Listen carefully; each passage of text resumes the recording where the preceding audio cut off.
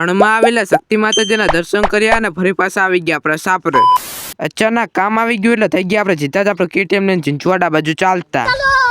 2-3 kilo ડમરી ખાઈને finally ચિંચવાડા પહોંચી ગયા ને આ છે દરવાજો અહીંયા જવાનું આપણે બજારમાં. પછી આપણે ઘરે પહોંચી ગયા ને પહેલા તો મેં કીધું આપણું KTM ને પાર્કિંગમાં અને આ છે આપણું ઘર. ચિંચવાડા આપણે એટલા માટે આવ્યા હતા કે હતું આપણે થોડું ઘણું કાગળિયાનું કામ અને આ છે આપણે વાસા દાદાનો રસ્તો કે થઈ ગયો છે પાછો ચાલુ. ઠીક છે સમજ્યા. હવે આપણે તો ફરી પાછા રણ બાજુ ચાલતા થઈ ગયા કે આપણે તો જવાનું વ્યારા માતાજી વાળા રસ્તે અને જો તમારે વાસા દાદાના દર્શન કરવા માટે જવું હોય તો જવાનું ધોરા પિલર વાળા રસ્તે. પછી આપણે 2 કિલોમીટર આપણું સાપરું આઘું રહ્યું હતું અને અત્યારમાં આપણે પહોંચી ગયા હતા શક્તિ માતાજીના મંદિરે અને હવે કરી લઈએ આપણે શક્તિ માતાજીના પણ દર્શન. શક્તિ માતાજીના આપણે તો દર્શન કરી લીધા અને તમે પણ કરેલું શક્તિ માતાજીના દર્શન અને આ મંદિર આપણે ચિંચવાડાથી 8 કિલોમીટર જ ખાલી દૂર આવેલું છે રણમાં. એટલે પછી આપણે સાપરા પહોંચી ગયા ને કરી નાખ્યું KTM ને આપણે પાર્કિંગમાં. વાત તો સહી છે. હવે આપણે આનો પાર્ટ 2 લાવીએ ત્યાં સુધી કરી નાખો જલ્દી ફોલો.